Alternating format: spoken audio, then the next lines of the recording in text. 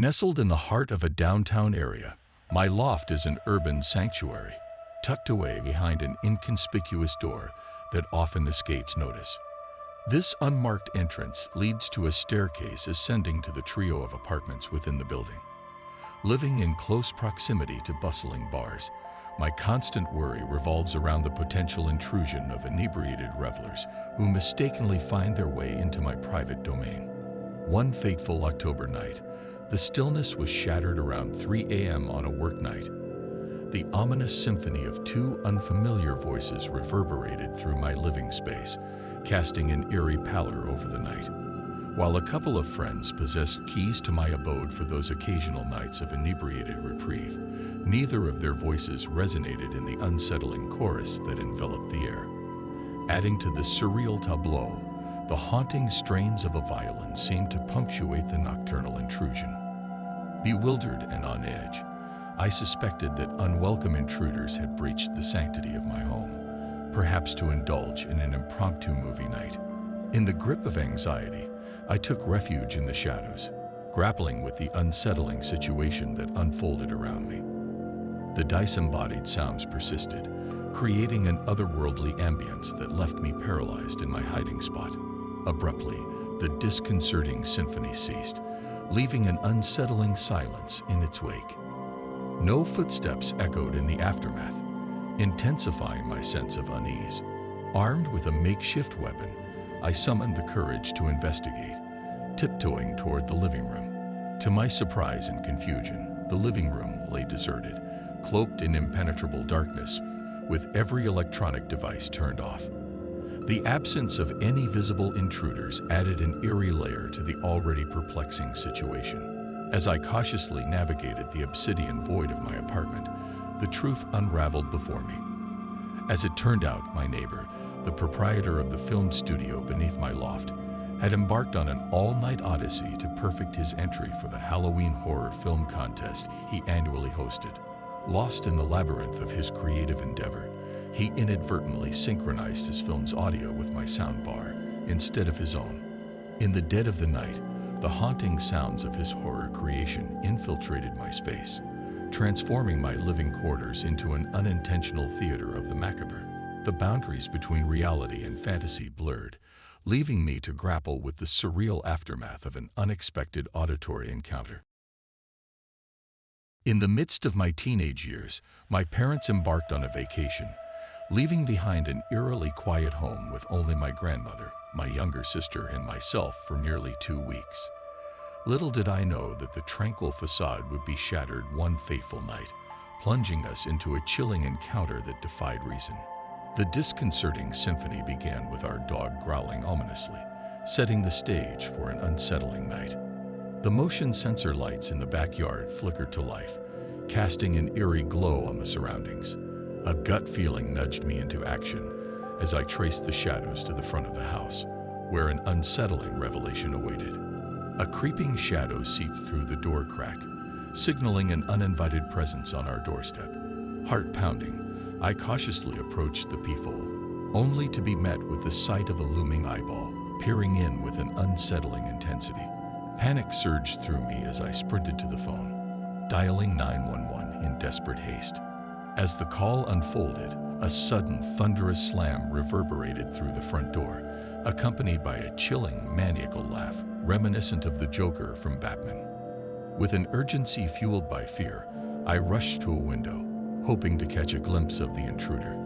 Instead, I witnessed the hasty retreat of an old, dilapidated car disappearing down the street.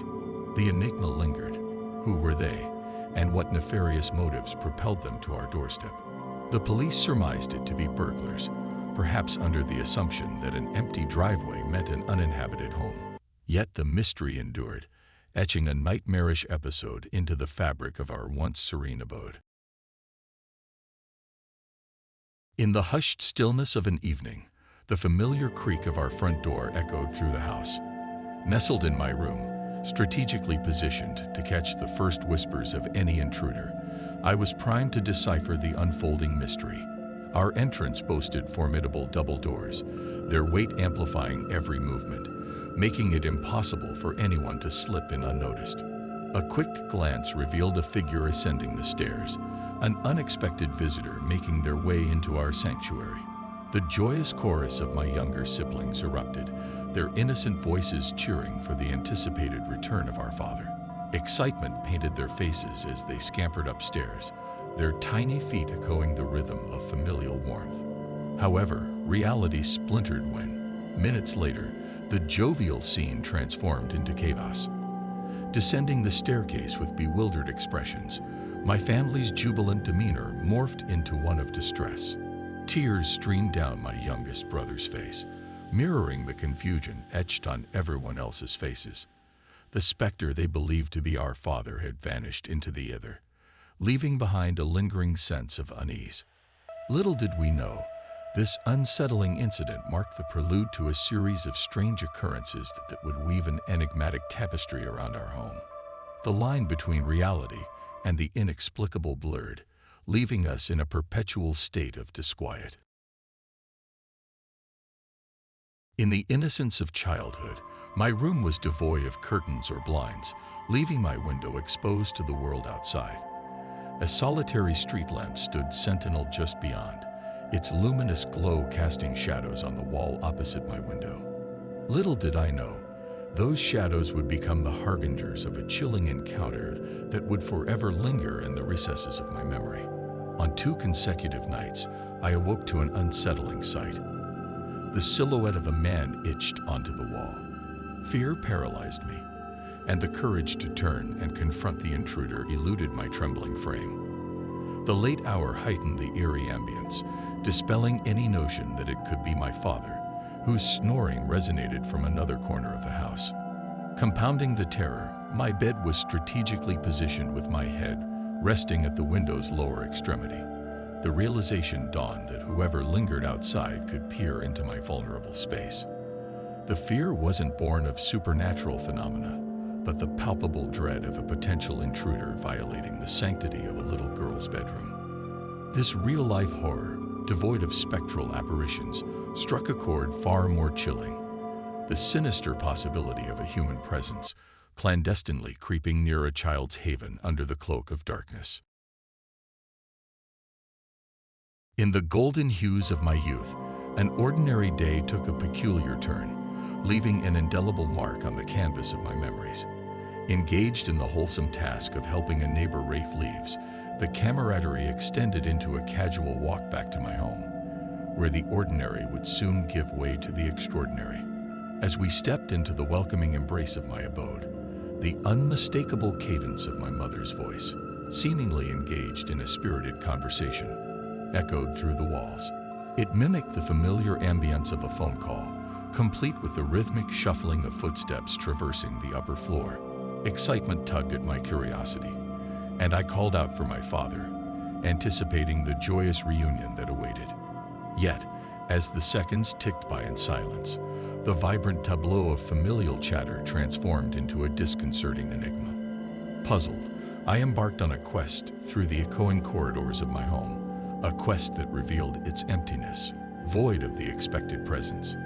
Perplexed and alone, I sought solace in the wisdom of technology, reaching out to my father through the conduit of his cell phone.